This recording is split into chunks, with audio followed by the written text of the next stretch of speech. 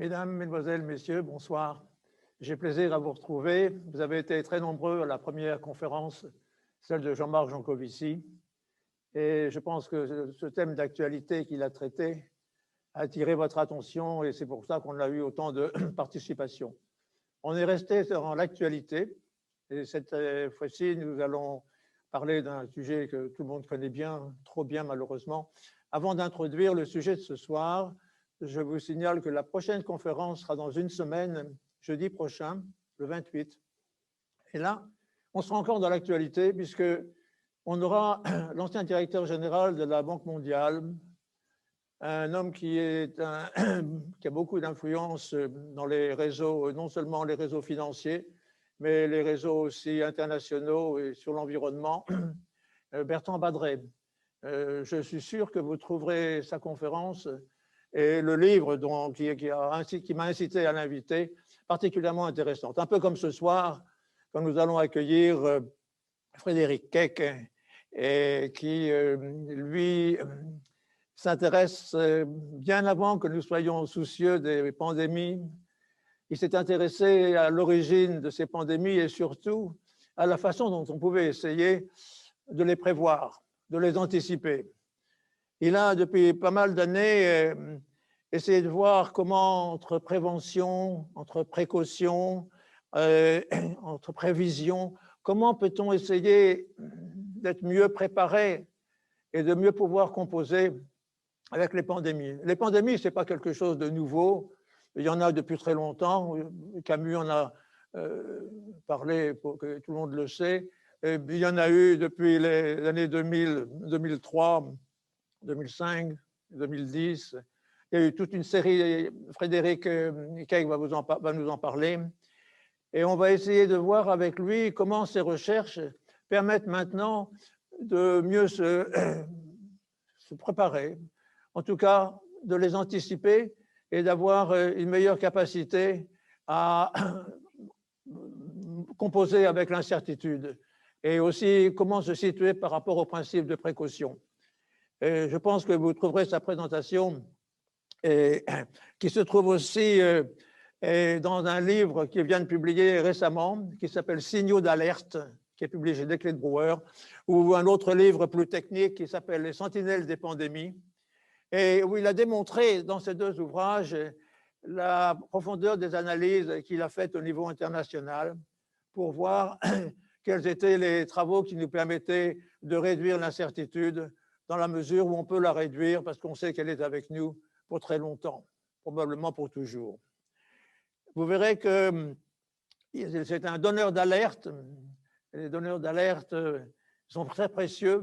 Ils arrivent à voir les signaux faibles, ils arrivent à anticiper ce risque de se passer et ils allument des réverbères pour nous dire faites attention, ce qui va se passer risque d'avoir des conséquences que vous ne soupçonnez pas suffisamment.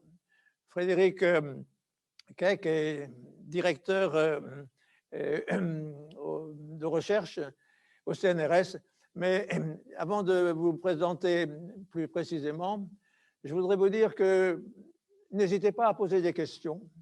Vous avez, avec la technologie Zoom, la possibilité d'écrire votre question. Et à ma gauche, vous avez on a la présence de Catel Le Goulven, qui est la directrice du Hoffman Global Institute for Business and Society de l'INSEAD, et qui va rassembler les questions, qui va aussi essayer peut-être de synthétiser, parce que souvent, la dernière fois, on a eu beaucoup de questions, et elle les présentera au docteur Frédéric Keck.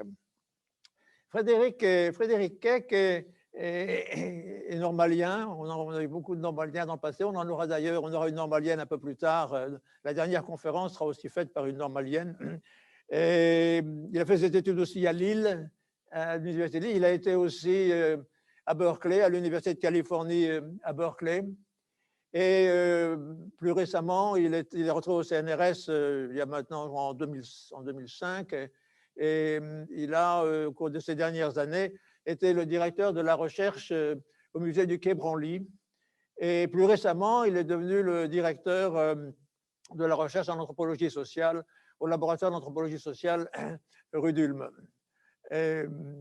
Vous verrez que l'expertise qu'il a accumulée au cours des années dans sa recherche sur les pandémies est d'une grande actualité et nous permet peut-être de situer la situation actuelle d'une autre façon. Et je pense que vous apprécierez l'expertise qui est la sienne et la connaissance qu'il a acquise au cours des années. Frédéric Keck. Merci pour cette invitation. J'ai donné pour titre à ma conférence celui que vous avez sous les yeux, donc pandémie, signaux d'alerte pour l'environnement, la nature se venge-t-elle?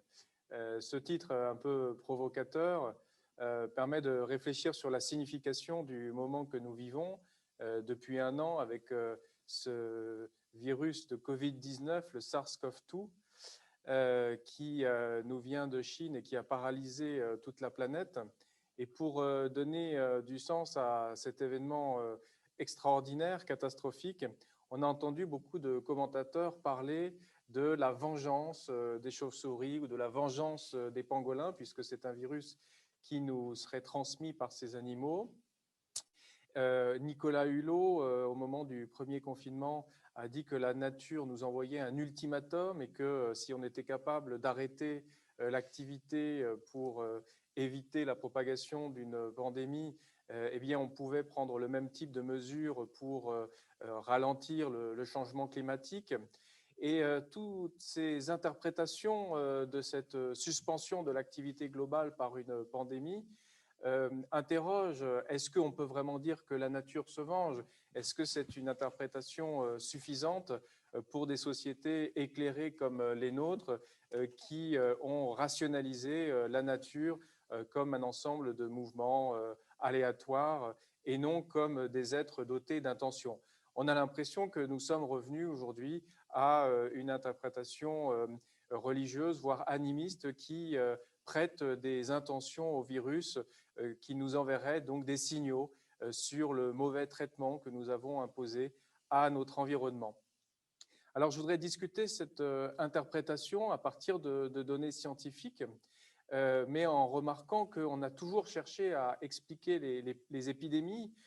Pendant longtemps, effectivement, on expliquait les épidémies comme une punition de Dieu pour expliquer qu'elles arrivent soudainement, sans prévenir, qu'elles s'abattaient sur l'humanité et puis qu'elles repartaient. C'était le cas notamment pour les grandes épidémies de peste du Moyen-Âge. Ensuite, on a expliqué les épidémies par la société, puisque c'était le contact entre les individus, la distribution des risques entre les différentes classes sociales ou entre la ville et la campagne qui favorisait la transmission des pathologies. Et puis aujourd'hui, donc, on explique les épidémies par la nature, comme si la nature ou l'environnement était capable de nous envoyer des épidémies. Alors, qu'est-ce qu'il y a de nouveau dans cette explication? Comment est-ce que la généralisation des épidémies au niveau global a transformé notre regard sur l'environnement? C'est les questions que je vais poser. Et donc, c'est des questions qu'on pose effectivement en anthropologie sociale, donc au laboratoire qui a été fondé par Claude Lévi-Strauss il y a 60 ans et qui étudie les relations entre les humains et les non-humains dans différentes sociétés. C'est une question que j'ai posée à partir d'une recherche de terrain à Hong Kong qui s'est préparée aux pandémies depuis longtemps. Et c'est donc la généralisation de ces observations que je vais vous proposer aujourd'hui pour comprendre quel est le moment spécifique que nous vivons et dans quelle mesure il ne s'agit pas seulement de remplacer Dieu par la nature, en quelque sorte, comme facteur d'explication, mais il s'agit plutôt d'être attentif à des signaux que nous percevons dans l'environnement de quelque chose qui est en train de se transformer. Alors, je vais passer à la diapositive suivante. Voilà. Alors, effectivement, des pandémies, il y en a toujours eu. On considère que les relations entre les hommes et les microbes ont uni les continents pendant longtemps. C'était le cas des grandes pestes du Moyen-Âge qui montraient les relations entre l'Europe et l'Asie. Mais nous sommes à un moment particulier de prise de conscience de l'échelle planétaire de ces épidémies, puisque effectivement, avec les moyens de l'hygiène, de ce qu'on appelle aujourd'hui la distance sociale, on a pu, et puis bien sûr de la vaccination, on a pu contrôler les plus grandes épidémies comme la tuberculose ou la variole. Et pourtant, on a découvert dans les années 80 que nous étions vulnérables à de nouvelles maladies infectieuses. Et donc, nous sommes dans un moment où on pensait qu'on allait pouvoir se consacrer aux maladies chroniques, aux maladies des sociétés développées. Et cet imaginaire un peu médiéval de l'épidémie revient dans notre réflexion. Alors, on peut dater cette nouvelle réflexion sur les épidémies de l'éradication de la variole déclarée par l'Organisation mondiale de la santé en 1980, qui faisait suite à une grande campagne de vaccination de cette maladie qui avait décimé les populations depuis l'époque moderne. C'était d'ailleurs la variole qui avait été transmise par les Européens aux populations du Nouveau Monde et qui avait causé un véritable effondrement de ces populations. La variole a donc pu être éradiquée par la vaccination. C'était l'objet de la vaccination inventée par Jenner au XVIIIe siècle, généralisée par Louis Pasteur. Et on a pu vacciner jusqu'au dernier cas de variole et ainsi détruire ce virus qui causait des pathologies mortelles. Alors, on a pu le faire parce que la variole est un virus qui ne se transmet qu'entre humains. Et les virus de variole qui circulent chez les animaux, même si on peut les utiliser par exemple avec la vaccine pour la vaccination, ne se transmettent pas aux humains. Et donc, on a découvert, après l'éradication de la variole, qu'on était vulnérable à d'autres maladies qui pouvaient venir des animaux. Alors, la tuberculose venait des bovins, mais on avait pu vacciner les bovins. On s'est rendu compte à la fin des années 70 que les transformations des relations entre les hommes et les animaux favorisaient la diffusion de nouvelles épidémies. Et au moment donc où l'OMS déclarait la fin des maladies infectieuses, un nouveau virus apparaît en Afrique centrale, donc Ebola, c'est le nom d'un fleuve dans le Zaïre, qui tue avec un fort taux de létalité, 95%. Et on découvre qu'il se transmet par les primates qui sont consommés comme viande de brousse et qu'on en trouve également des échantillons chez les chauves-souris. Donc on reconstitue pour Ebola tout un cycle de transmission qui vient des chauves-souris et qui passe par ces animaux très proches de nous que sont les primates, mais aussi d'autres petits mammifères. Cette alerte sur l'émergence de nouveaux virus venus des animaux est confirmée par la pandémie de sida.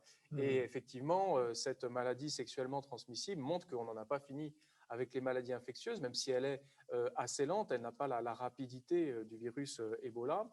Et c'est un virus qui se déclare aux États-Unis en 1983, mais dont on retrouve les origines chez les singes en Afrique. Et on soupçonne, on peut maintenant montrer, à partir d'études des souches de virus, qu'il se serait transmis, là aussi en Afrique centrale, dans les années 1920, par la prostitution et le commerce de caoutchouc au Congo. Et l'idée, à partir des années 1980, c'est d'éviter le prochain virus pandémique en le bloquant au niveau des animaux. C'est ce qui donne toute sa signification à l'émergence du virus H5N1 de grippe aviaire, qui était peu contagieux. Il a infecté environ 500 personnes, il en a tué environ 300, mais comme c'est un virus de grippe qui mute très rapidement, on redoutait qu'il se transmette d'homme à homme. Et surtout, c'était la première fois qu'un virus de grippe passait des oiseaux aux humains, sans passer par le véhicule intermédiaire du porc, qui permet d'adapter ces virus à l'organisme humain. Donc on voit ici le cycle de transmission du virus des oiseaux sauvages aux oiseaux domestiques, aux porcs et aux humains. Donc l'alerte a été lancée sur ce virus H5N1 en 1997 et a conduit à surveiller les virus de grippe. Et dans ce contexte, on a découvert donc le virus de SRAS, le syndrome respiratoire aigu sévère, qui est apparu en Chine en 2003 et qui venait lui aussi des chauves-souris, on découvre que les chauves-souris, qui sont donc les seuls mammifères volants, ont des systèmes immunitaires particulièrement sophistiqués qui leur permet d'héberger un grand nombre de virus sans en être malades, sans doute parce que ça leur permet de voler et de cohabiter à plusieurs espèces dans des grottes. Mais donc, ce virus de chauve-souris qui se transmet par les marchés aux animaux dans le centre de la Chine cause une épidémie qui touche environ 8000 personnes, dont 800 meurent. Alors, c'est un taux de létalité assez important, 10%. Une épidémie qui se contient au continent asiatique avec quelques cas à Toronto, mais qui lance l'alerte sur les pandémies du 21e siècle. Alors, cette alerte, elle est un peu retombée avec la grippe H1N1, puisqu'on se souvient que c'était un virus beaucoup moins létal qu'on ne le redoutait, très contagieux. Il a remplacé le virus de grippe saisonnière. Il est apparu au Mexique et non pas en Chine comme on l'attendait. Il recombinait des virus d'oiseaux et des virus de porcs. Il était très proche du virus H1N1 de grippe espagnole, ce qui explique que beaucoup de personnes âgées étaient peut-être immunisées contre ce virus, avaient gardé l'immunité du virus de 1918, puisque le virus de 1918 était devenu saisonnier jusqu'en 1957. Donc, effectivement, l'alerte a été en quelque sorte échoué. Hein. On a eu ces commandes massives de vaccins, mais la surveillance des virus de grippe et surtout la mobilisation des sociétés sont retombées à la suite de cet épisode. Une nouvelle alerte est arrivée alors d'Arabie Saoudite avec un coronavirus, là aussi, mais qui se transmettait par les dromadaires. Et les dromadaires en Arabie Saoudite font l'objet d'un commerce important pour les courses notamment, mais aussi pour le lait. On n'a pas trouvé la chauve-souris qui aurait hébergé ce coronavirus donc, du Moyen-Orient, mais ça a été aussi l'objet de beaucoup de recherches et de surveillance. Et puis, plus récemment, le virus Ebola qui était contenu en Afrique centrale s'est développé en Afrique de l'Ouest. Alors, heureusement, les populations d'Afrique de l'Ouest avaient les habitudes de se protéger d'épidémies. Et c'est un virus qui s'est limité aux pays les plus fragiles, Sierra Leone, Libéria et Guinée, mais qui a là aussi conduit à redouter une transmission pandémique. Donc on voit qu'au cours des 40 dernières années, les alertes ont été nombreuses, les réservoirs animaux dont sont émergés ces virus étaient très diversifiés, et ça explique donc la mobilisation des autorités sanitaires sur ce virus de SRAS, ce deuxième virus de SRAS, qui venait lui aussi des chauves-souris, dont on a retrouvé un échantillon très proche chez des chauves-souris. Et donc, on voit que ces animaux qui changent de comportement, soit du fait de la déforestation pour les chauves-souris, soit du fait de l'élevage industriel pour les volailles, eh bien, leurs effets sont en quelque sorte amplifiés par le commerce international, comme on le voit sur cette carte, qui montre les transports en avion, donc avec des réseaux très denses entre l'Amérique du Nord, l'Europe et l'Asie. Et donc, dès qu'un virus franchit la frontière d'espèce, du sauvage vers le domestique d'abord, puis du domestique vers l'humain, eh bien, il se transmet très rapidement entre humains par les moyens modernes de communication. Donc, l'alerte sur la pandémie, c'est effectivement ce phénomène qui se passe sur plusieurs échelles, d'abord entre animaux et ensuite à l'échelle de la planète entre humains. Alors, pour réfléchir à la question en quoi est-ce que cette répétition cyclique des pandémies nous interroge sur la nature, je vais revenir à des microbiologistes qui ont véritablement lancé la réflexion sur ces nouvelles épidémies dans les années 1960, à un moment où justement les alertes environnementales commençaient à monter sur la pollution industrielle, sur les effets des technologies. Et donc, il y a ces trois personnages que je vais brièvement citer. Je les ai cités en anglais parce qu'ils sont tous dans le monde anglo-saxon, mais le premier est un Français, René Dubos, qui a travaillé à l'Institut Rockefeller aux États-Unis. La nature rend coup pour coup, et la nature répond en retour, et il faut courir pour rester sur la même place. Alors, René Dubos, c'est quelqu'un qui travaillait sur les bactéries du sol. et qui arrivait à suivre les mutations des bactéries qui sont nécessaires à l'enrichissement du sol. Et il avait fait l'hypothèse qu'avec les antibiotiques, qui étaient un peu les armes magiques contre les maladies infectieuses, eh bien, de nouvelles bactéries allaient venir, ce qu'on appelle aujourd'hui des bactéries résistantes aux antibiotiques, puisqu'il montrait que quand on utilisait des antibiotiques, eh bien, les bactéries mutent pour développer des souches résistantes. Et donc, son idée, c'est que quand on essaye de contrôler cette mutation permanente des microbes, eh bien, elles se retournent contre nous. Et donc, il faut inventer en permanence de nouvelles armes, par exemple des antibiotiques, mais aussi des vaccins, puisqu'on voit, par exemple, avec les virus de grippe, que les vaccins sont adaptés pour certaines souches, mais pas pour les autres. Un autre penseur important pour ce courant qu'on appelle l'écologie des maladies infectieuses, c'est Frank McFarlane Burnett, qui est le fondateur de la microbiologie australienne. Et en Australie, on sait que les microbes font l'objet de beaucoup d'attention parce que c'est le continent des espèces invasives. Donc beaucoup d'espèces animales sont introduites sur ce continent, détruisent celles qui vivaient depuis longtemps, et c'est également le cas des microbes. Et Burnett fait l'hypothèse que les humains cohabitent avec les animaux et les microbes dans des écosystèmes à peu près stables, et que du fait de l'introduction de ces nouvelles espèces, nous perturbons les écosystèmes. Et donc, quand nous essayons de les refaire, il dit nous devons nous rappeler que la nature travaille contre nous.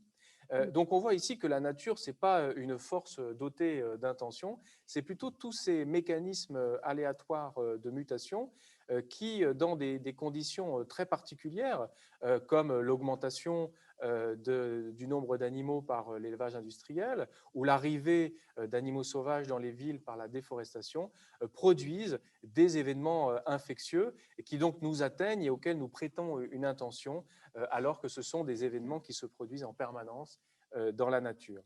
Et puis le dernier personnage que je voulais citer, c'est Joshua Lederberg, qui est considéré comme le précurseur, l'inventeur de cette idée de maladie infectieuse émergente, puisque justement au moment où la vaccination et les antibiotiques conduisent à mettre fin aux microbes pathogènes, et a déclaré la victoire des humains sur les microbes. C'était le moment justement où la médecine pasteurienne triomphait, donc dans les années 50-60.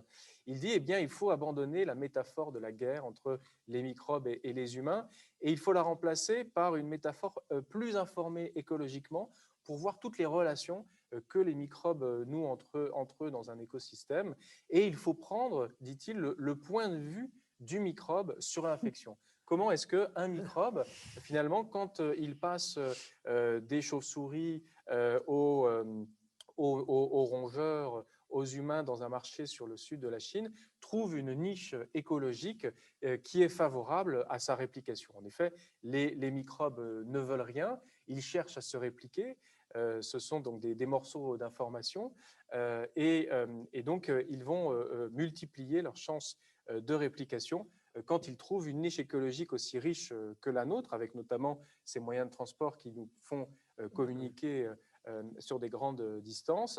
Et donc, si on prend le point de vue des microbes, on va voir comment se produisent ces coupures, ces cassures qui produisent des infections catastrophiques.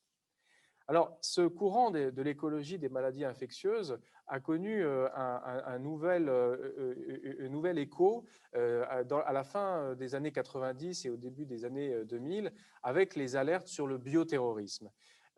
Et on a alors beaucoup dit que la nature était elle-même une menace bioterroriste.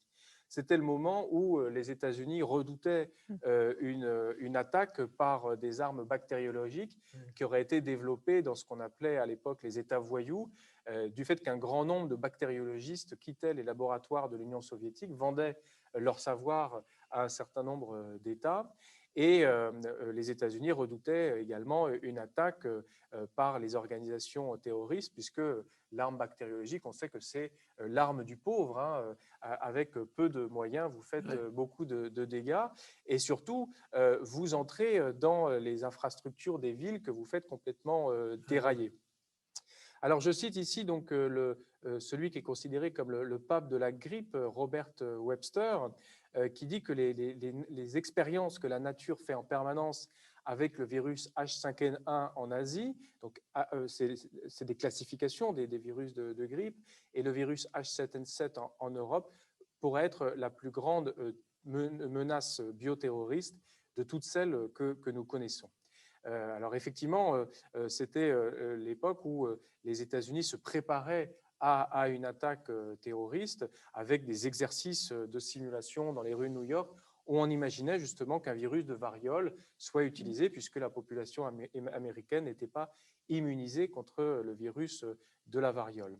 Et c'est à ce moment-là que les États-Unis se rendent compte qu'une des grandes chances d'émergence de nouveaux, enfin d'arrivée de nouveaux virus, c'est justement leur émergence dans le sud de la Chine par un virus de grippe qui passe par les oiseaux. Et donc, il y a effectivement ces dessins qui circulent sur des oiseaux qui portent des virus un peu comme un terroriste. George Bush lance une grande campagne pour détecter des oiseaux terroristes au fin fond de l'Irak.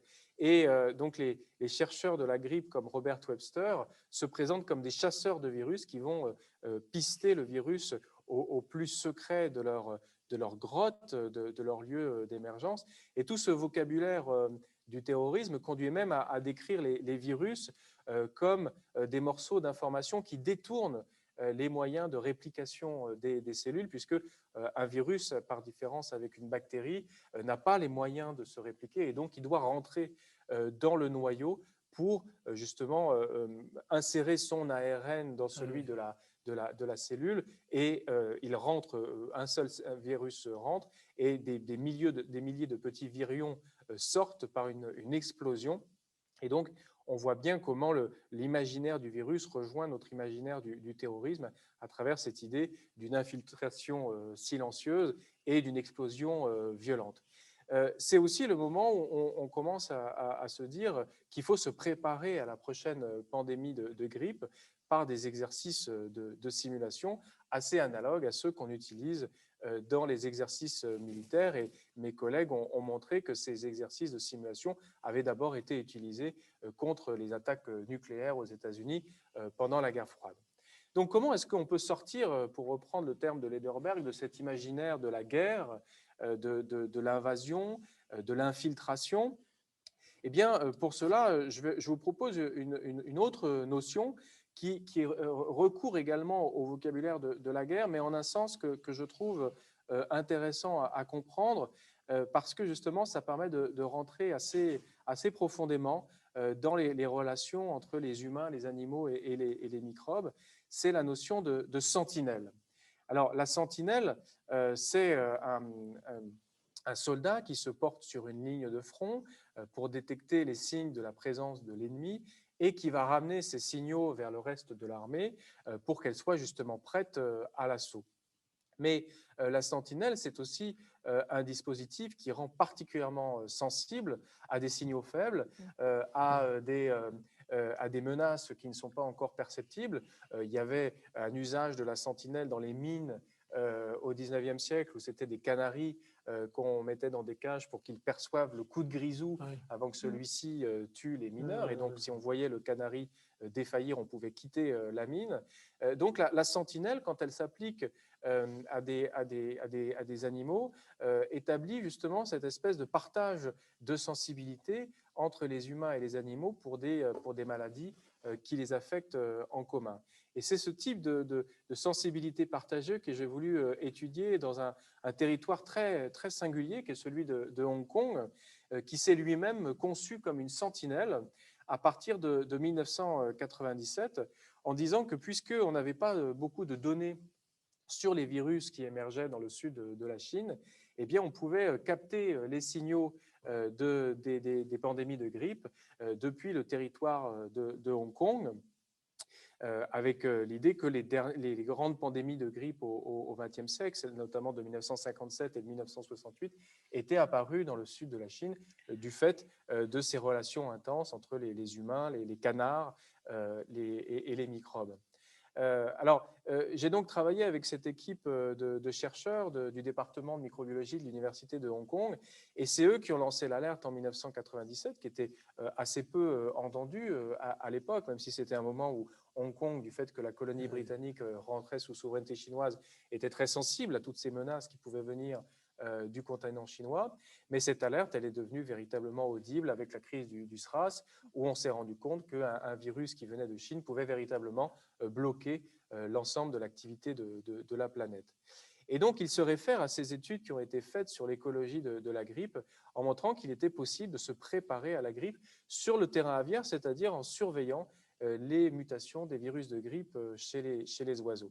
Alors, j'ai intitulé donc le livre qui est paru simultanément en anglais et en français, Les chasseurs de virus et observateurs d'oiseaux dans ces territoires sentinelles aux frontières de la Chine.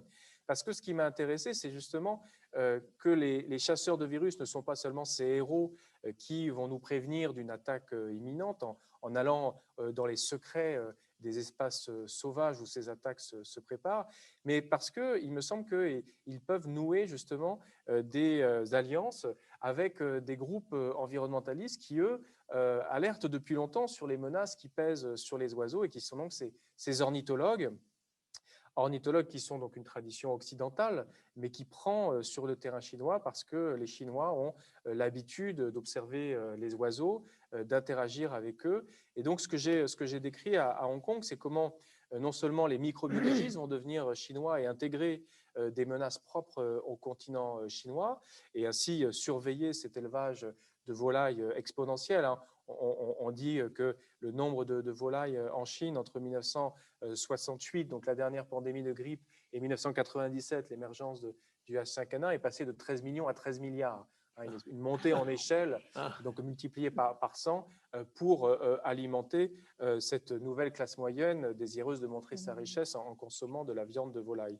Donc non seulement ils vont réagir, s'adapter à cette nouvelle consommation de volaille, mais ils vont aussi intégrer les techniques de surveillance et de collecte des ornithologues occidentaux en constituant des réserves naturelles où ils vont compter les oiseaux, être attentifs à la disparition de certaines espèces. J'ai mis aussi une photo de riches hongkongais qui s'équipent de caméras, d'appareils photo donc dans des observatoires. Mais il faut savoir que cet observatoire est situé à la frontière du territoire de Hong Kong, où on voit les tours de Shenzhen. Et en fait, c'était déjà une tradition des officiers coloniaux britanniques d'aller observer les oiseaux sur ce territoire, en même temps qu'ils observaient les réfugiés qui traversaient la frontière ou potentiellement l'armée chinoise qui pouvait envahir le territoire. Donc, ce que j'ai essayé de décrire dans ce livre, c'est comment cette menace d'une invasion de Hong Kong par la puissance chinoise, dont on voit qu'elle ne cesse de hanter les citoyens hongkongais, eh bien, elle s'est exprimée à un moment dans la surveillance des oiseaux, oiseaux sauvages pour ceux qui traversent la frontière en volant, et puis oiseaux domestiques, volailles, pour ceux qui font l'objet d'un commerce pour la consommation. Et puis, sur la couverture du livre français, j'ai aussi mis une cellule sentinelle parce que je me suis beaucoup intéressé au sens que les immunologistes donnent à cette notion. Les cellules sentinelles, c'est les cellules qui sont à l'entrée de notre système immunitaire et qui captent l'information des microbes qui rentrent dans notre organisme.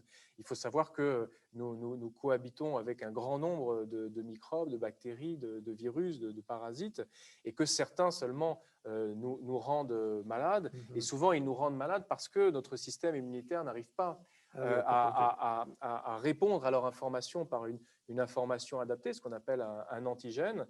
Et donc, nous avons développé des cellules immunitaires qui peuvent produire les anticorps pour ces antigènes, mais la cellule sentinelle, c'est une cellule hyper mobile qui arrive à produire des anticorps pour n'importe quel pathogène et qui transmet cette information du pathogène aux autres cellules du système immunitaire. Et on explique la dangerosité de ces virus qui viennent des animaux, comme le SARS ou la grippe aviaire, par le fait justement que ces cellules sentinelles sont contournées, sont leurrées, et que donc c'est les cellules du système immunitaire plus profond qui vont réagir à ces pathogènes, et souvent sur le mode de la panique, en sorte que nous mourrons davantage de la panique, ce qu'on appelle aujourd'hui une tempête de cytokines, donc une inflammation chimique, une inflammation de signaux chimiques, plutôt qu'on meurt du virus lui-même qui, lui, ne cherche qu'à se répliquer. Et donc, c'est un peu cette leçon immunologique que j'ai voulu traduire dans l'observation des relations aux oiseaux, et puis aussi dans les relations géopolitiques entre ces territoires sentinelles et les grands continents où se fabriquent les menaces environnementales. L'idée, c'est qu'il faut que la sentinelle capte le signal d'alerte le plus tôt possible et ait une réponse adaptée. Sinon, quand le signal d'alerte se transmet trop tard à des cellules beaucoup moins flexibles, la réponse va être inadaptée et la panique va emporter peut-être l'ensemble de l'organisme. C'est ce qui, effectivement, s'était passé pour le SRAS, avec cet arrêt massif de l'activité pour l'Asie, et c'est ce qui se passe à l'échelle globale avec la pandémie de Covid. Alors, ce que je voudrais montrer maintenant, c'est comment ce dispositif de sentinelle a transformé la relation des Chinois avec leurs oiseaux. J'ai dit donc qu'il y a une tradition en Chine d'être attentif aux oiseaux. On suppose même que la volaille, le Gallus, notre coq de basse-cour, a été domestiqué en Chine il y a 7000 ans, et peut-être même d'ailleurs à des fins de divination, avant que ce soit pour la consommation. Et donc, il y a toujours eu cette idée qu'en observant les oiseaux, on pouvait anticiper l'avenir. Mais la virologie et l'immunologie ont donné des moyens de rendre cette idée plus concrète, et de la transformer véritablement en signaux d'alerte qui passent dans le monde entier. Alors, il y a donc deux types de relations aux oiseaux domestiques et aux oiseaux sauvages où je vois les sentinelles intervenir. C'est donc dans les fermes de Hong Kong des volailles non vaccinées qui vont porter les traces du virus, alors soit en mourant, soit on peut repérer qu'elles ont les anticorps pour le virus, alors que les volailles vaccinées ne vont pas avoir ces anticorps ou auront des anticorps qui ne sont pas adaptés à telle ou telle, à la nouvelle souche. Et donc, quand on voit ces sentinelles à l'entrée de la ferme réagir à un nouveau virus de grippe, eh bien, on peut lancer l'alerte. Alors, ça conduit souvent à détruire l'ensemble des volailles de cette ferme, mais ça permet d'éviter que le virus circule dans d'autres fermes et à l'ensemble du territoire. Et ce qui m'a intéressé, c'est que le terme chinois pour désigner ces poulets sentinelles, c'est poulet soldat siffleur. Donc, on considère véritablement Xiao Bingji, on considère véritablement les poulets comme des alliés dans cette guerre contre le virus. Donc, ce n'est pas le poulet terroriste, là, c'est le poulet sentinelle. Et puis, d'un autre côté, les ornithologues vont équiper certains oiseaux d'antennes GPS en les capturant. Alors, ça suppose justement des leurres hein, pour qu'ils reconnaissent un membre de leur espèce. Et puis, on va faire des prélèvements. Et puis ensuite, on va les relâcher et on va suivre le développement des individus qu'on a relâchés au travers de leur trajectoire.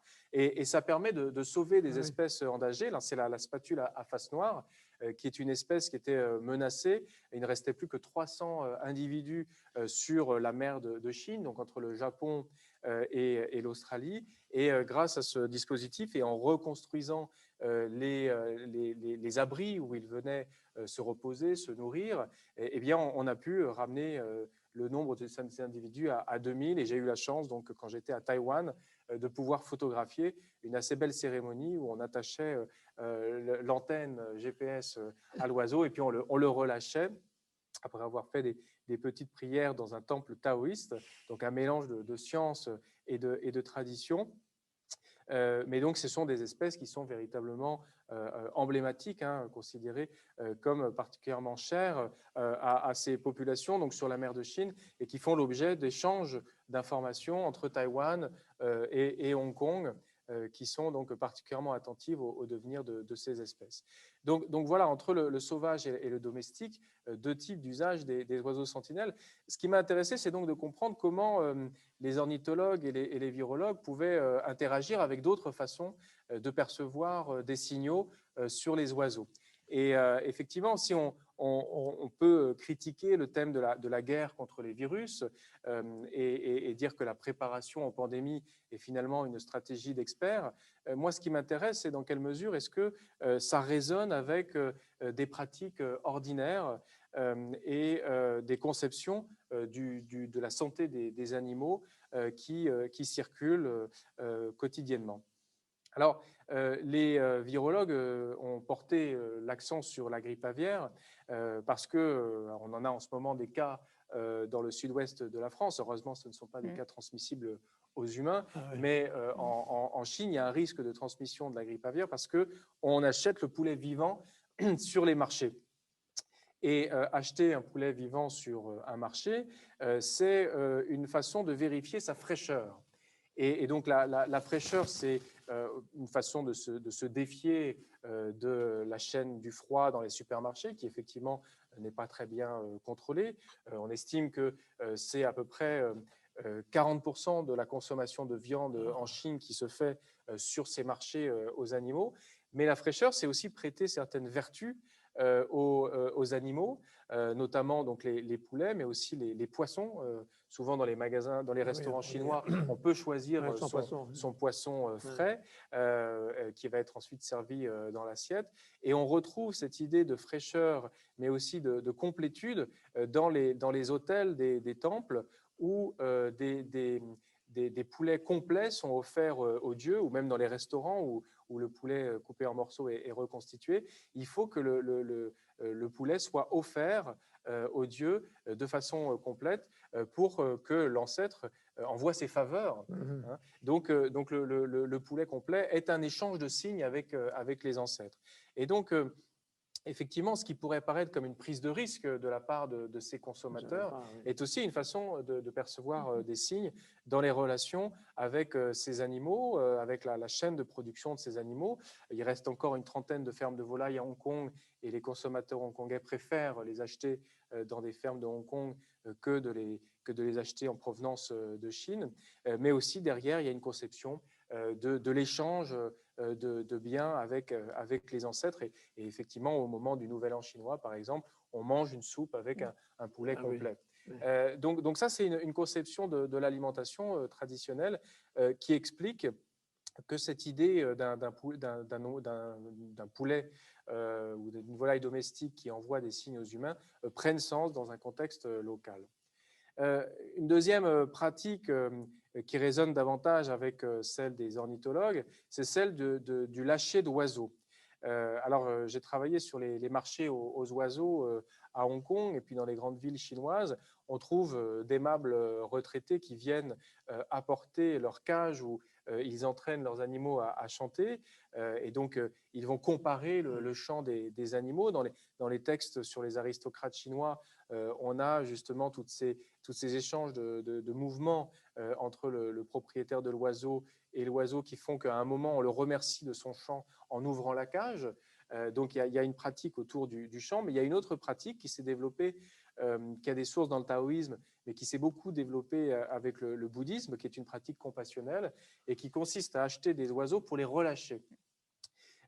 Donc, on achète des oiseaux soit de grands prix, hein, comme des alouettes de Mongolie qui s'envolent dans le ciel avec un déferlement de couleurs et qui sont du coup qui posent un problème écologique puisqu'on amène des alouettes de Mongolie en Chine, où on peut acheter aussi ces petits moineaux pour quelques euros et on les relâche dans des parcs adjacents.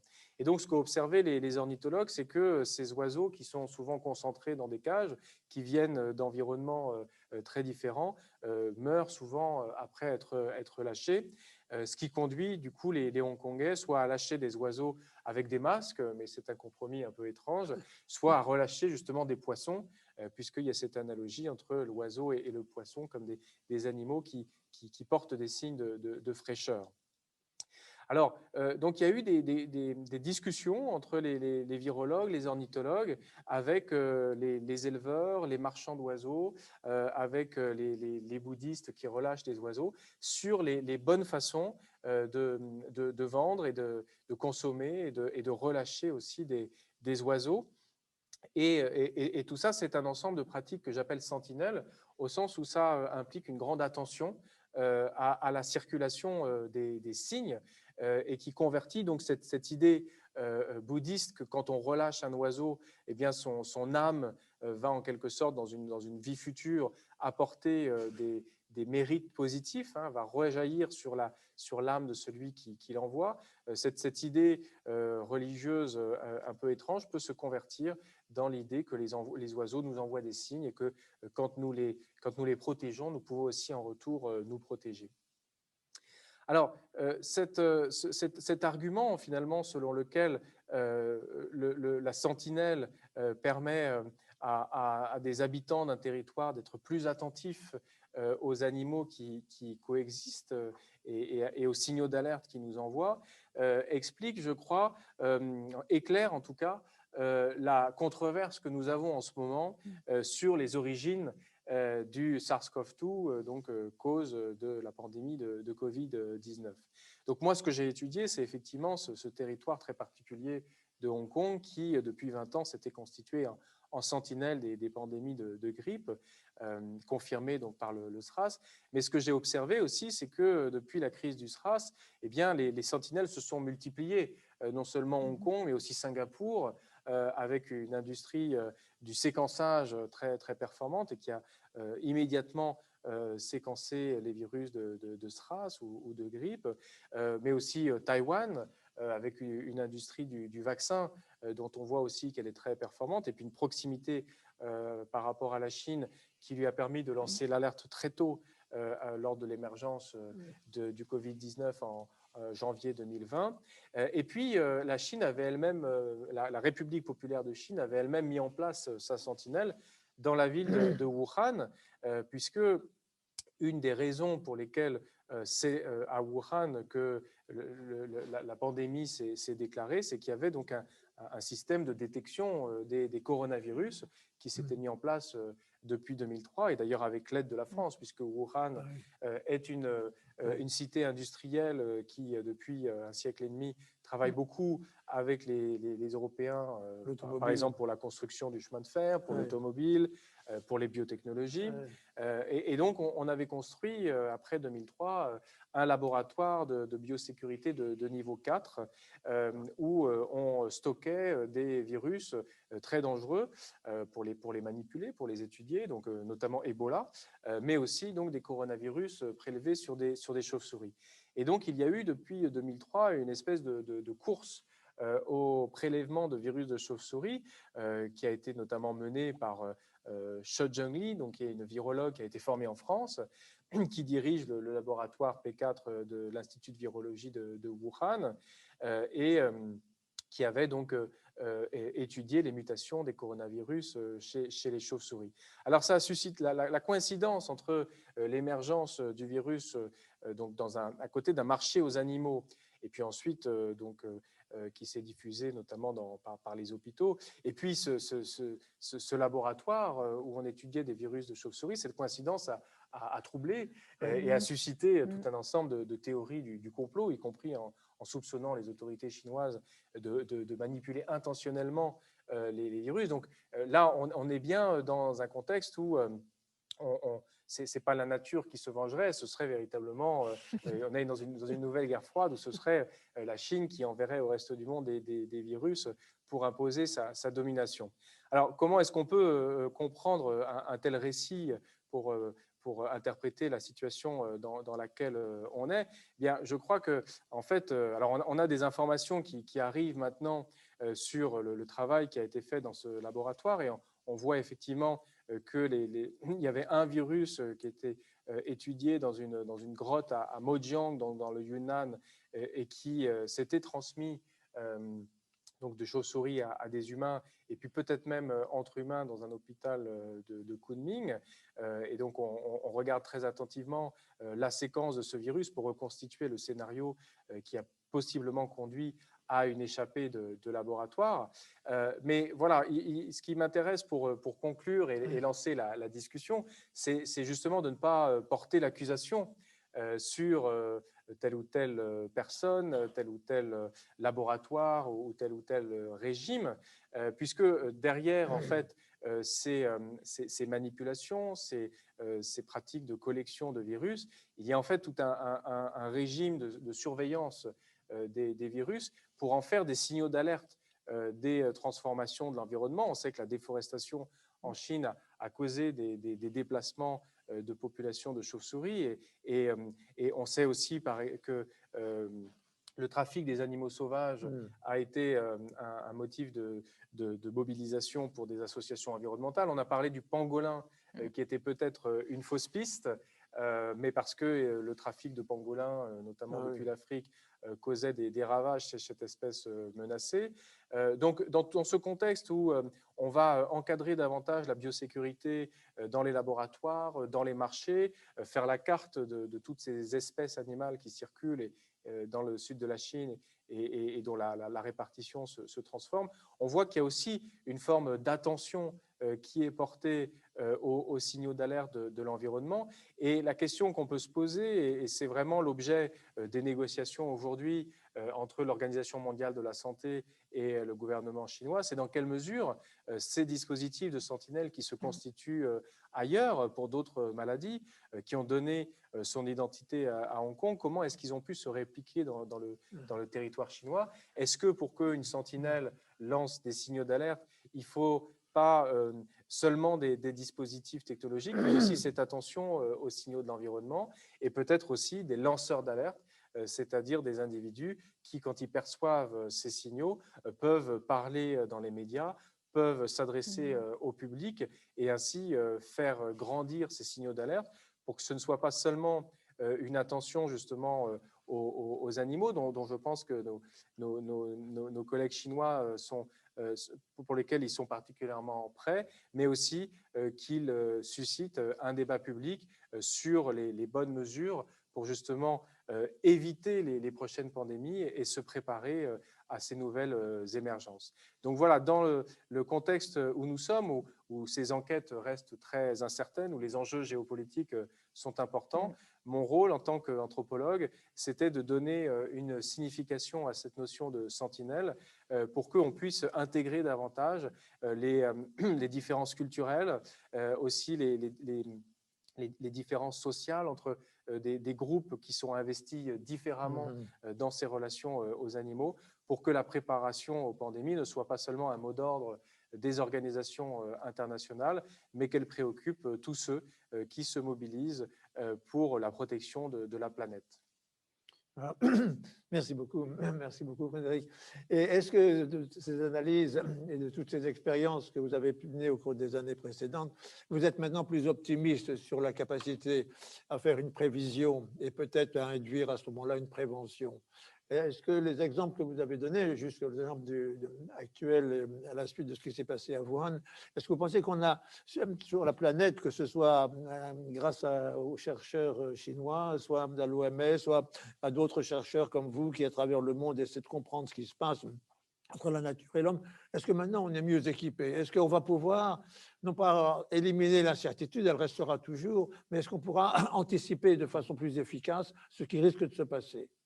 Alors, quand j'ai commencé mes enquêtes, donc en 2005, c'était le débat sur le principe de précaution. Oui. Et c'était un débat assez européen qui conduisait souvent dans la gestion de ces maladies animales à prendre des mesures massives. Hein. C'est ce qu'on a vu avec l'abattage des vaches folles et puis récemment avec l'abattage des visons au Danemark ou aux Pays-Bas.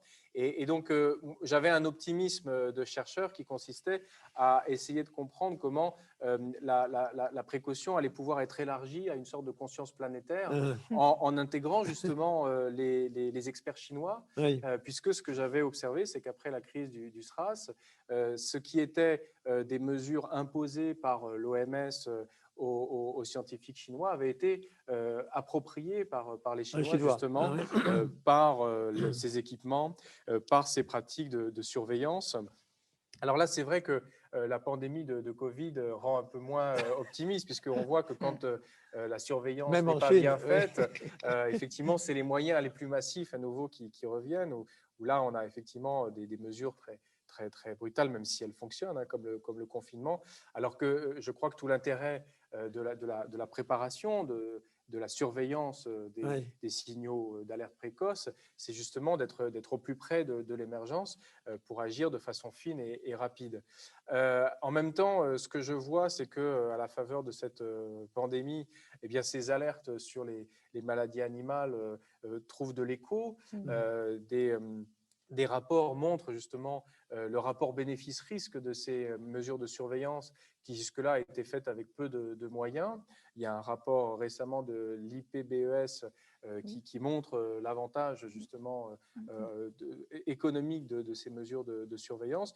Donc effectivement, on peut être optimiste sur le fait qu'il y a plus de moyens maintenant. Qu'on va mettre plus de moyens, effectivement, et on va coordonner les systèmes d'information. Docteur Le Gouven, vous avez accumulé certainement des questions. Et donc, on a des questions qui viennent lentement parce que je pense que comme moi, les gens sont en train aussi de réfléchir parce que ça nous pousse à regarder cette question un peu différemment, hein, pour être honnête. Il y a une question sur l'existence de ces sentinelles en France et j'ai envie de l'élargir en disant en Europe et est-ce que cette pandémie-là ne va pas, s'il n'y en a pas, est-ce que ça ne va pas conduire au développement de sentinelles un petit peu plus près de chez nous? Oui, alors les territoires sentinelles, c'est effectivement des petits territoires. Singapour, Taïwan, Hong Kong, c'est trois. On voit bien effectivement, d'ailleurs souvent avec une histoire coloniale, hein, parce que c'est des interfaces entre des populations très différentes, où les maladies arrivent, se répandent rapidement. Donc c'est aussi des lieux d'expérimentation pour la santé publique. Donc c'est ces territoires à l'écosystème très particulier qui se sont constitués en sentinelles. Donc est-ce qu'il y a des territoires sentinelles en Europe? La réponse est oui. Donc notamment des lieux où il y a une grande diversité d'espèces. Donc je pense notamment à la Camargue, où il y a effectivement des chevaux, des moustiques, et où on fait régulièrement des prélèvements contre le West Nile, qui est un virus qui a causé vraiment une très grande épidémie qui a fait plus de 3000 morts aux États-Unis à partir de 1999. Et puis, on regarde très attentivement des virus. Alors tout ça, c'est les arbovirus, c'est ceux qui sont portés par les moustiques, mais la dengue, qui est une maladie donc dégénérative du cerveau, mais qui fait des ravages en Asie du Sud-Est et qui commence à arriver par les Canaries. Donc là aussi, il y a des prélèvements qui sont faits. Et puis, il y a d'autres maladies animales où certains territoires sont devenus des sentinelles. Je pense par exemple à tout ce qui se passe en ce moment autour de la peste porcine africaine, même si elle ne se transmet pas aux humains, mais elle fait des ravages dans les élevages de porcs. Et là, on surveille les sangliers. Il y a certains territoires où on a réussi à contenir la propagation de cette épidémie. Je pense par exemple à la République tchèque, qui a servi un peu de modèle pour d'autres territoires. Donc à chaque fois, c'est effectivement des petits territoires plus mobiles qui arrivent à devenir des exemples pour les plus grands territoires. Et est-ce qu'on peut envisager à l'échelle internationale justement un regroupement un peu de ce système de sentinelles en termes de réseau pour constituer finalement une forme d'alerte mondiale? Est-ce que c'est quelque chose l'OMS a mis en place justement, comme dit Catel, une capacité à rassembler tous ces efforts? Alors, ça, c'était effectivement le mode d'organisation de l'Organisation mondiale de la santé dès sa création en 1945, puisque c'était beaucoup sur la grippe. Chez les humains, en fait. Voilà, c'est la grippe chez les humains, et puis assez vite chez les oiseaux. On s'est rendu compte qu'elle circulait chez les oiseaux. Et donc, ils ont coordonné des laboratoires qui lui apportaient les dernières souches de virus de grippe. Et c'est dans ce cadre justement que Hong Kong a été équipé comme Sentinelle. Donc le but, effectivement, c'est d'échanger des informations entre les laboratoires. Et ensuite, il faut que ces laboratoires soient relayés par les populations locales. Et c'est là que le territoire Sentinelle prend son importance. Alors, on a un groupe de questions sur les nouveaux types de virus. Qu'est-ce qui arrive à l'horizon? Est-ce qu'on peut s'attendre aussi à l'émergence de nouvelles formes de virus du fait du réchauffement climatique, du fait d'une plus forte perte de biodiversité? Et il y a une personne qui demande aussi si vous pourriez nous parler des big virus. Je ne connais pas le terme. Oui. Donc voilà, je pense qu'il y a un groupe de questions qui vont regarder un peu vers le futur pour voir qu'est-ce qui arrive, quelle est l'émergence de nouveaux virus que vous voyez à l'horizon. Alors les mégavirus, c'est des virus qu'on a découverts effectivement dans le permafrost. Donc avec la fonte des glaces, on découvre des virus qu'on ne connaissait pas jusque-là et qui sont aussi gros que des bactéries. Donc comme un virus, en général, c'est entre 100 et 1000 fois plus petit qu'une bactérie. C'est effectivement des très gros virus. Et donc ça fait le régal des virologues qui peuvent les séquencer et comprendre leur fonctionnement. Alors c'est des virus qui ne sont pas du tout pathogènes pour les humains.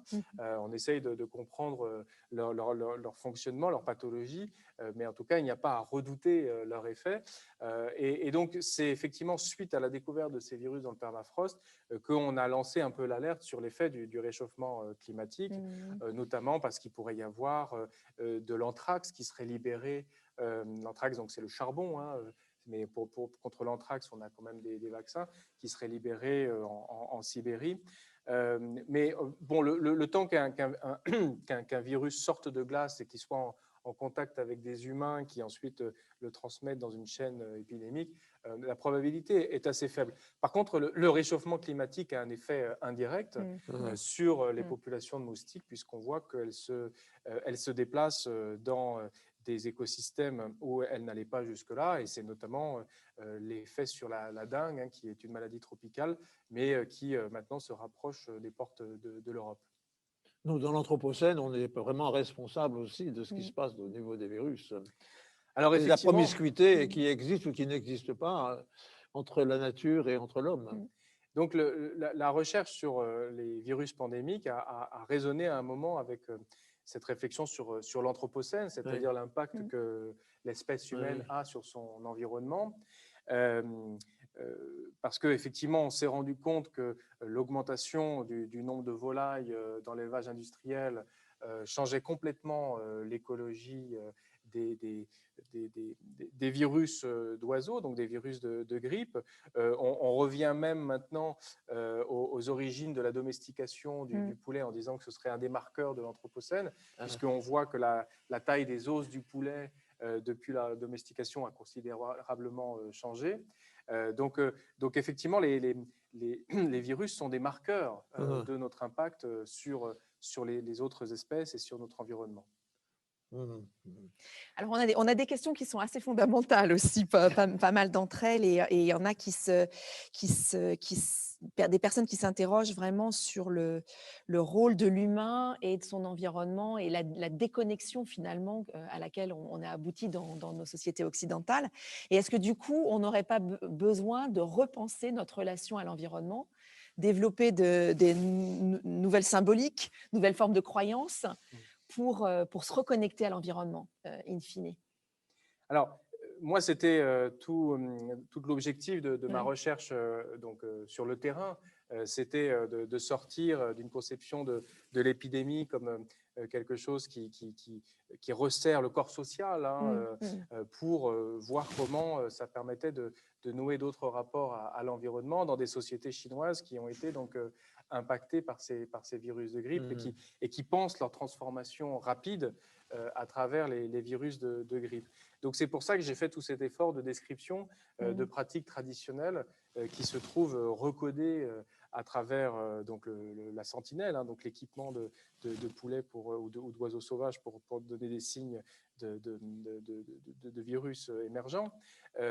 Mais effectivement, pour véritablement intégrer ces nouvelles menaces dans notre perception de l'environnement, ça suppose de regarder davantage comment vivent les animaux autour de nous, comment ils disparaissent. Alors, pour percevoir qu'ils disparaissent, il faut les équiper, hein, il faut les compter. Mais effectivement, si on pense qu'un signal d'alerte, c'est juste un signal un peu plus équipé, on peut penser que le chant d'un oiseau est aussi un signe que l'oiseau est en bonne santé, et donc ça conduit à être plus attentif au chant des oiseaux. C'est ce qui s'est passé au moment du confinement. On les a entendus. Où effectivement, les gens se sont dit, on a redécouvert la nature, et peut-être qu'effectivement, il fallait en passer par cette phase de suspension pour redevenir attentif à l'environnement. Repenser notre communication avec la nature, justement, voilà. parce que arriver à comprendre, à communiquer avec les animaux mieux qu'on ne le fait en ce moment, voilà. mieux décoder les oiseaux, par exemple. Voilà. Alors, la communication avec la nature, c'est quelque chose qu'on savait faire quand on était des sociétés de chasseurs. Donc, j'écris beaucoup sur le fait que les chasseurs de virus retrouvent des compétences qui sont celles des sociétés de chasseurs, c'est-à-dire la capacité à percevoir, à nous percevoir nous-mêmes du point de vue d'un animal avec lequel on partage un environnement, avec quand même cette limite que quand on se voit du point de vue de l'animal qu'on chasse, il y a un moment où il faut redevenir soi-même, ce qui est le moment où on tue l'animal. Donc ça, c'est aussi cette tension dans la communication avec les animaux sur les signaux d'alerte. Il y a un moment où effectivement entre les chauves-souris, les pangolins et les humains, on finit par choisir les humains. Mais c'est un choix contingent, c'est un choix de notre espèce. Et par contre, le moment du signal d'alerte est un moment de communication. Et donc, le travail des virologues est important. Il résonne avec les préoccupations de notre temps, parce que justement, il est pour moi assez analogue à ces mythes que racontaient les chasseurs, qui racontaient donc un temps où les humains et les animaux n'étaient pas séparés, et partageaient des intériorités, des âmes. Et c'est souvent suite à des conflits que nous nous sommes séparés des animaux. Et donc, il faut beaucoup de médiation pour reconstituer cette unité, pour penser à un monde à nouveau commun. Moi, j'en ai plein, mais elles ne sont pas forcément dans la même lignée. Non, moi, c'est pas tout à fait dans la même ligne, mais la Chine se présente maintenant un peu comme un modèle pour avoir mieux composé que d'autres pays, que l'Europe, par exemple, ou les États-Unis, avec la pandémie. Et quelles sont un peu les leçons, au-delà de la dimension autoritaire et la capacité à contrôler, quelles sont les autres leçons qu'on peut retirer de ce qui s'est passé en Chine? Alors, on a vu que les virologues chinois étaient bien équipés. Hein. Ils ont très rapidement transmis les séquences du nouveau virus. Oui. Donc, ils ont joué le jeu de la transparence, ce qui n'était pas le cas au moment du SRAS, hein, où pendant plusieurs semaines, parce qu'ils étaient dans une phase de transition politique, ils n'avaient effectivement pas donné les bonnes informations sur leurs patients, et même sur l'identification du virus. Donc, ils ont appris à jouer le jeu de la transparence. Après, ce qu'on voit, c'est que le territoire est si grand qu'ils ont cette capacité à contenir une épidémie dans une ville. Et ils ont aussi des appuis dans la population, notamment avec les comités de quartier. On a vu que quand les travailleurs migrants qui ont quitté Wuhan sont arrivés dans les campagnes, ils ont été immédiatement mis à l'isolement. Donc, ce n'est pas seulement un gouvernement autoritaire, c'est aussi une société qui pratique la discipline en situation d'épidémie de façon volontaire. Ça, c'est très important, ça. Voilà, et ça a été aussi le cas au Vietnam. Alors, c'est des pays communistes qui ont connu effectivement une mobilisation où le vocabulaire de la guerre, le sens de la communauté fait qu'on protège et voilà, produit un sens de solidarité. Et puis, au-delà de ça, effectivement, moi, ce qui m'intéresserait, c'est de voir comment dans le trafic d'animaux sauvages, il va y avoir une recomposition de ces marchés, de ces élevages. Ça va modifier et effectivement, le gouvernement va beaucoup encadrer ces marchés, et on va voir comment les consommateurs vont changer aussi. Mais ça sera très difficile, ça, parce que c'est une tradition qui est très, très ancrée dans tout le pays. Et puis qui engage vraiment toute la confiance des Chinois dans la chaîne du froid. On voit que la chaîne du froid, elle concerne à la fois les supermarchés et puis la fabrication des vaccins, la conservation dans des laboratoires. Donc la chaîne du froid, qui est une technologie qui a permis à nos sociétés de transporter les marchandises sur des grandes distances, on voit comment en Chine, ça bouleverse vraiment les relations entre les vivants. Alors, j'ai des questions spécifiquement, parce qu'il y en a 3, sur les visons. Mhm. Est-ce que vraiment ce virus vient des chauves-souris et pas plus des élevages de visons? Et d'autres qui se demandent si effectivement ces élevages au Danemark étaient aussi potentiellement dangereux. Est-ce qu'on a vraiment besoin de tuer tous ces animaux dans ces élevages? Quel est votre point de vue là-dessus?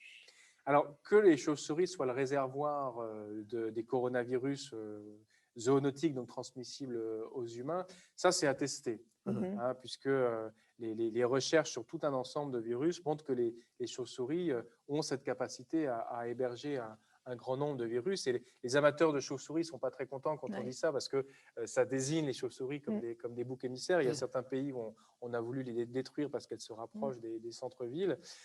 Mais si on reste à bonne distance des chauves-souris, ça permet de penser quand même l'histoire de développement de cette espèce bien avant la nôtre. La chauve-souris, on en trouve des traces archéologiques dans tous les écosystèmes bien avant que les humains s'y soient développés. Donc, si on raisonne en termes d'occupation de la planète, les chauves-souris ont été bien avant nous. L'Anthropocène est aussi un chiroptérocène peut-être. Donc, donc, un peu comme les rongeurs, mais les rongeurs sont commensaux et ils partagent avec nous des pathogènes. Les chauves-souris ont cette capacité de réservoir qui fait qu'on leur doit une forme de respect, et on apprend même d'ailleurs dans l'étude de leur système immunitaire. Alors, pour ce qui est des visons et de ce qu'on appelle maintenant les mammifères à fourrure, donc il y a donc les civettes masquées qui étaient consommées dans la médecine chinoise traditionnelle et dont le commerce est maintenant bien diminué. Mais donc tous ces petits rongeurs sont effectivement des animaux intermédiaires parce qu'ils ont la capacité à éternuer. Ce que n'a pas la chauve-souris, par exemple. Et donc, en éternuant, ils peuvent transmettre d'animal à animal et même à humain. Et c'est d'ailleurs pourquoi le furet, par exemple, c'est le modèle expérimental pour la grippe ou pour le coronavirus. Donc, pour un ensemble de maladies respiratoires, c'est beaucoup mieux d'utiliser le furet que le rat, par exemple. Mais ce qu'on a découvert à l'occasion de cette pandémie, c'est qu'on a toujours des élevages de visons, donc très proches du furet, pour les manteaux de fourrure. Alors, c'est en déclin en Europe, parce qu'il y a un ensemble de mobilisation sur le bien-être animal qui fait qu'on remplace par de la fourrure synthétique. Mais par contre, c'est en explosion en Chine.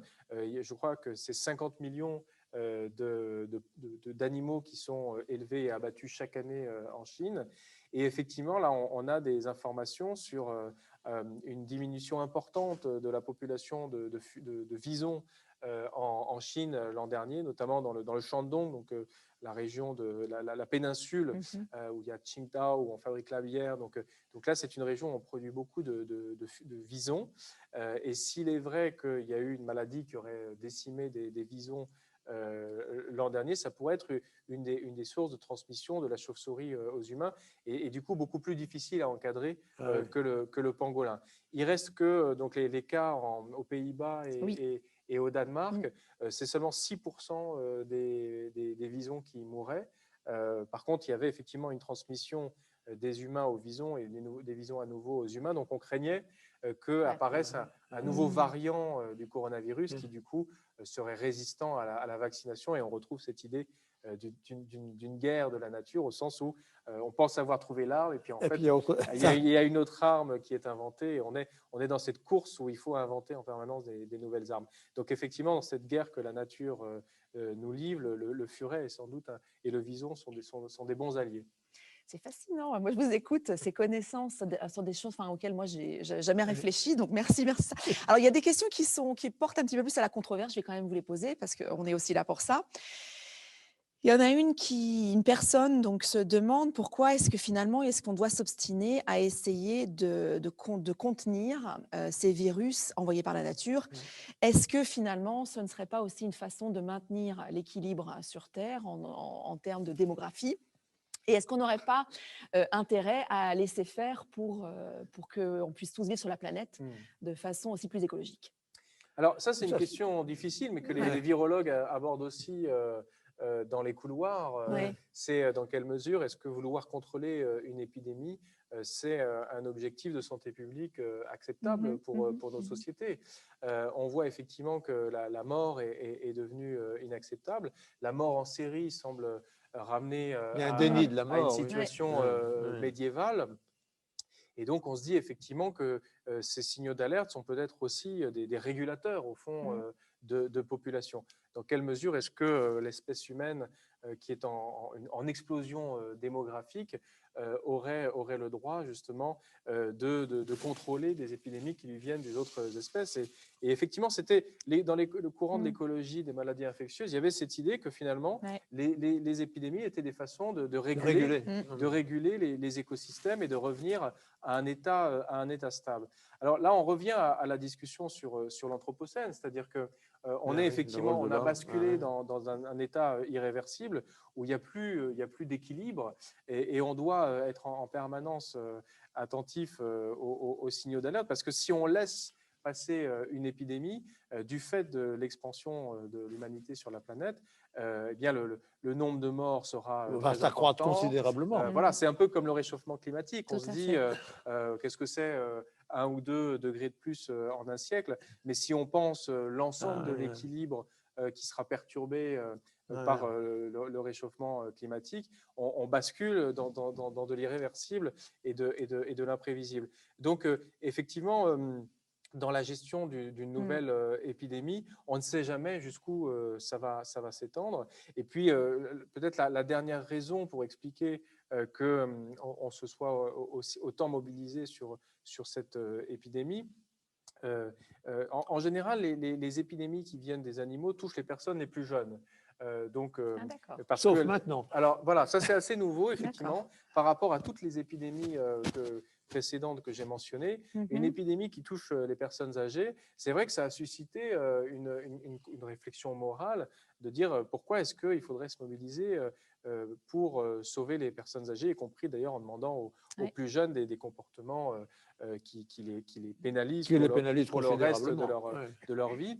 Et peut-être que de ce point de vue, là aussi, la Chine nous a appris quelque chose, c'est que les personnes âgées sont respectées parce qu'il y a un échange entre les générations. Et donc, contrôler une épidémie qui touche les personnes âgées, ça n'a pas posé de problème en Chine. Et d'une certaine façon, nous avons imité la Chine dans la gestion de cette épidémie. Mais tout ce débat santé contre l'économie, est-ce qu'il faut préserver la santé et arrêter l'économie? Est-ce que c'est un débat qui va continuer encore, à mon avis, pendant. Parce qu'il y a un choix éthique, et c'est pas vraiment l'un ou l'autre. On peut arriver, on essaie de trouver un moyen terme, mais ça, c'est une décision qui est très difficile à prendre parce qu'il y a beaucoup de stakeholders, de parties prenantes dans une opération comme celle-là. Et donc, de nos jours, on a beaucoup de difficultés à prendre ces décisions. Alors, on dit on va préserver la santé, donc on va ralentir l'économie, on va même l'arrêter s'il faut. Mais ça, je suppose que c'est un problème qui va se poser chaque fois qu'on aura une épidémie, parce qu'on va encore les avoir, ces épidémies. Vous avez montré que le rôle des sentinelles est très précieux, mais ce n'est pas ce qui va nous permettre à terme d'éliminer les épidémies. Ce n'est pas l'antibiotique qui va permettre d'arrêter complètement une. Et donc, si on a encore des perspectives de pandémie dans les 50 ans, dans les 100 ans qui viennent, on les aura toujours. Comment peut-on arriver à mieux les gérer en apprenant d'une épidémie à l'autre, d'une pandémie à l'autre? Et on a ces questions-là qui reviennent aussi chez les membres de nos auditeurs, qui sont: est-ce que finalement, on n'arrive pas maintenant à une fréquence et une gravité de ces maladies qui nous conduisent à vraiment nous organiser collectivement différemment? Et on a même une question qui pose la question: est-ce qu'on n'est pas là arrivé un peu à un tournant de notre civilisation finalement avec cette pandémie-là? Donc est-ce que les choses se sont accélérées? Vous l'avez montré un petit peu au début, quand vous avez donné la liste, la fréquence, le nombre de morts. Est-ce que là, on est arrivé à un peu un point d'inflexion qui va nous pousser à repenser notre organisation collective internationale? Alors, le tournant des années 80, c'est vrai que c'est l'accélération de la circulation sur la planète, aussi du nombre d'animaux élevés pour la consommation humaine, mais c'est aussi le tournant de l'informatisation de la société. Et c'est une autre hypothèse d'interprétation de la situation où nous sommes, c'est de dire finalement, nous percevons nos relations avec le vivant à travers la métaphore informatique. Donc le virus, c'est aussi un morceau d'information qui cherche à se répliquer. Donc on essaye de détecter ces déraillements un peu avec comme ces pare-feux qu'on installe sur nos ordinateurs. Et en même temps, justement, on utilise nos ordinateurs pour vivre à l'abri des virus biologiques. Donc c'est la situation très bizarre que nous vivons en ce moment où nous donnons une conférence qui est transmise en ligne. C'est que nous apprenons à vivre avec tous ces dispositifs de distanciel qui vont sans doute servir dans les prochaines pandémies. Quand j'avais commencé à travailler sur la grippe aviaire, j'avais interrogé des gens du CNED, donc le centre d'éducation à distance, qui disaient qu'ils étaient prêts pour faire des cours à distance en cas de pandémie. Déjà à cette époque. Et moi, je n'y croyais pas parce que c'était le moment où j'étais formé comme universitaire à faire des cours devant des amphithéâtres pleins et j'arrivais pas à imaginer la situation où on ferait des conférences devant des caméras et des amphithéâtres vides, mais nous y sommes. Et effectivement, il semble que ça va s'installer, il va falloir apprendre à vivre ça. Mais justement, ce que j'ai montré, c'est que ces dispositifs technologiques nouveaux, ça intègre quand même aussi des pratiques corporelles anciennes. Donc de même qu'on apprend à communiquer avec un oiseau et en percevant son chant par GPS, de même, on va quand même garder quelque chose de la chaleur des échanges universitaires tout en étant dans ces médias distanciels. Alors, on a des questions sur les remèdes qui existent pour contrôler la pandémie aujourd'hui. Et est-ce que vous pensez que, donc là c'est très spécifique, hein, que alors celle-là elle est en anglais en plus, donc je la traduis. Est-ce que vous pensez que les médicaments et les vaccins qui sont à base de ARN vont permettre à l'humanité finalement de s'adapter, d'agir plus rapidement et de réduire la dévastation en fait de ces nouveaux épisodes pandémiques, de la même façon que les sentinelles nous permettent de réagir plus rapidement? Est-ce que la réponse qu'on a aujourd'hui nous permet aussi de mieux contrôler ces pandémies? Oui, alors la technologie de l'ARN messager que j'ai découverte comme tout le monde à l'occasion de cette pandémie, puisqu'elle a permis d'accélérer la production de vaccins, même si apparemment elle avait déjà été utilisée pour Ebola ou Zika. Cette technique, elle suscite des craintes sur les effets du vaccin, même si, quand on raisonne du point de vue biologique, on se dit que donner une instruction au système immunitaire pour qu'il fabrique l'anticorps adapté, c'est pas prendre un grand risque pour modifier l'organisme lui-même. Jusque-là, on donnait effectivement soit le virus vivant, soit le virus inactivé, mais on présentait toujours l'ensemble de la séquence. Là, on présente juste l'ARN qui permet de produire l'anticorps contre l'entrée du virus dans la cellule. Donc, c'est un progrès technologique et puis ça a surtout accéléré la production de vaccins. Donc, personnellement, je suis plutôt optimiste sur les capacités de l'industrie vaccinale. Ça a été la bonne surprise de la fin de l'année 2020 et on espère que ça nous permettra de mieux finir cette année 2021.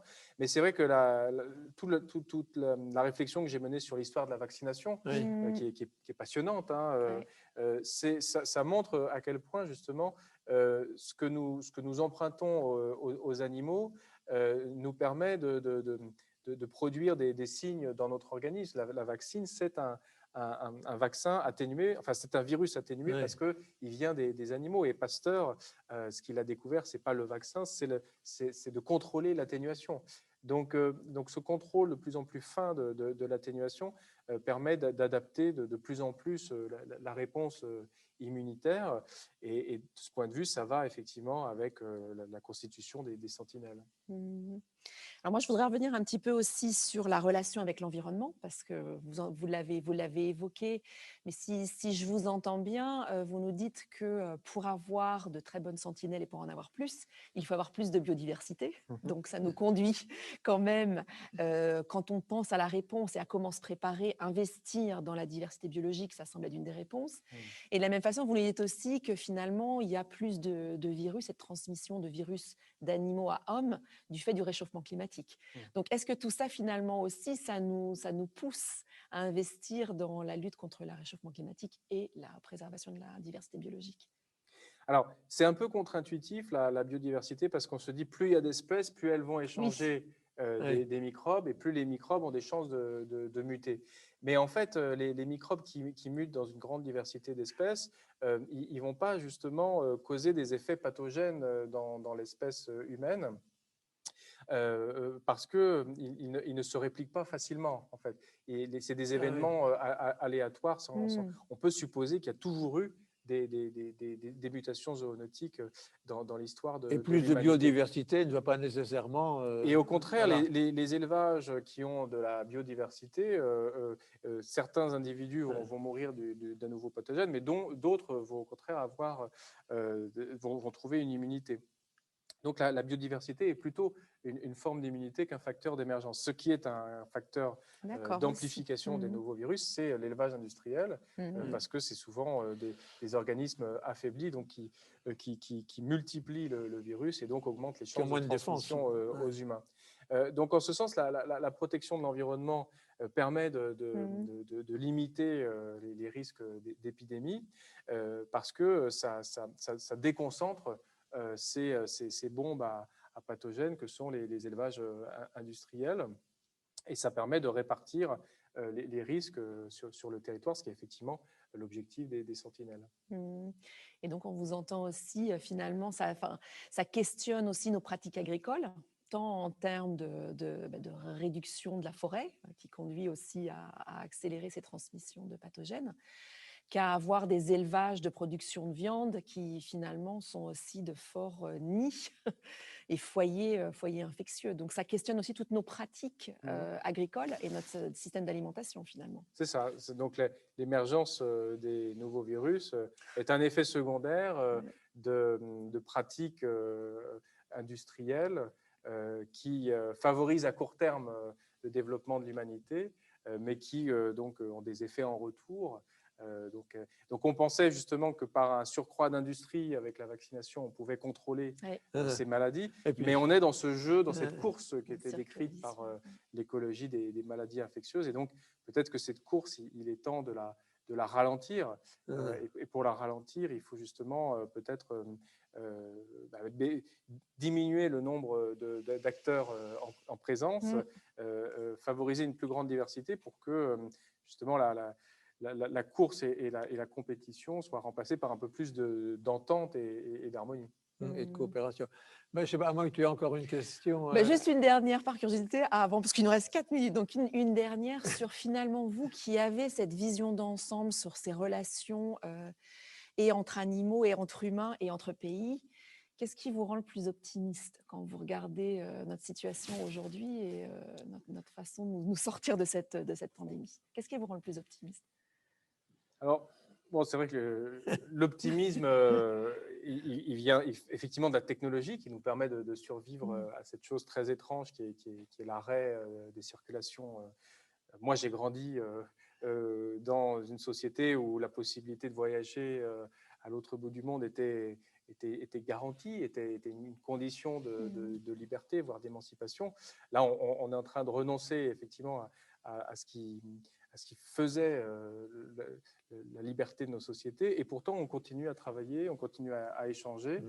Donc ça rend optimiste, un peu sceptique aussi sur l'effet de ces technologies, et en même temps, voilà, l'optimisme vient du fait que la nature continue à se développer, et elle continue à nous envoyer des signaux, et peut-être qu'avec ces technologies, on peut inventer des façons de se mettre à son écoute.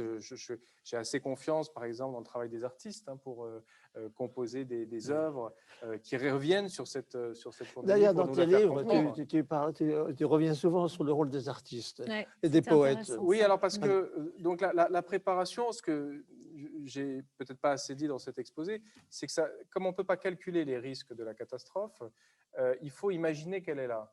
Et donc, pour l'imaginer, il faut justement pas seulement organiser des exercices de simulation, mais aussi demander aux artistes qu'est-ce que c'est qu'un monde… Parce qu'ils ont perçu des choses qu'on n'a pas perçues. Voilà, et qu'est-ce que c'est qu'un monde dans lequel, quand on touche un oiseau, on risque d'attraper la grippe? Qu'est-ce que c'est qu'un monde dans lequel un virus se répand dans les dans les couloirs du métro. Voilà, les artistes, ils ont réfléchi à ça, ils nous l'ont rendu visible et sur un mode ironique, ludique, qui nous permet de nous mettre à distance des peurs que ça suscite. C'est sûr que c'est un monde assez angoissant, mais du fait que non seulement on y réfléchit, mais on est capable de l'imaginer, on peut mettre ensemble effectivement des artistes qui créent, qui en font un motif de création. Écoute, tu nous laisses sur un modèle optimiste. On a quand même, tu as confiance. On va peut-être avec les sentinelles ou avec peut-être la technologie, comme tu dis, on va réussir à mieux anticiper. Et peut-être si on anticipe mieux, on saura mieux comment composer et régler les problèmes éthiques que ça posera, parce que ça posera de toute façon des problèmes éthiques. Il faut choisir.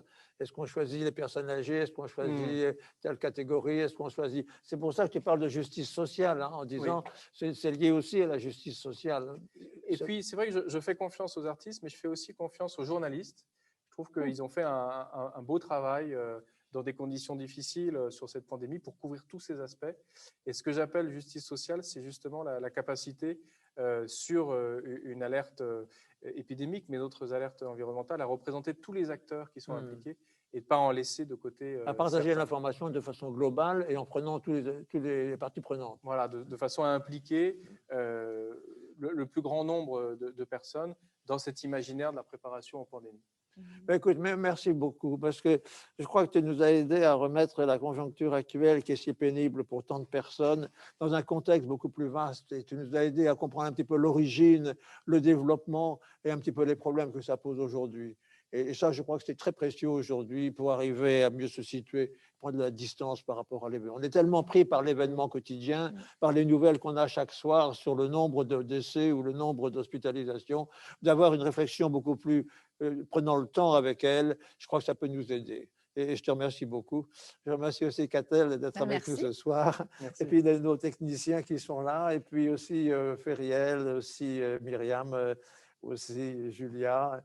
Et Kevin de nous avoir aidés à réussir cette soirée. Et je vous donne rendez-vous jeudi prochain, donc c'est très proche, sur un sujet donc tout à fait différent avec Bertrand Badré, mais sur un sujet qui est tout à fait d'actualité parce qu'il va nous aider à comprendre comment au niveau global et au niveau de la France, et vu de quelqu'un qui est à Washington, parce que M. Badré sera à Washington, comment lui, il regarde ce qui se passe en ce moment et il essaie de nous donner un sens de ce qui devrait se passer et du rôle de chacun d'entre nous dans ce qui risque de se passer et de ce que nous pouvons faire. Donc, je vous donne rendez-vous le 28, jeudi prochain. Et merci beaucoup pour votre présence ce soir et merci à Frédéric Keck.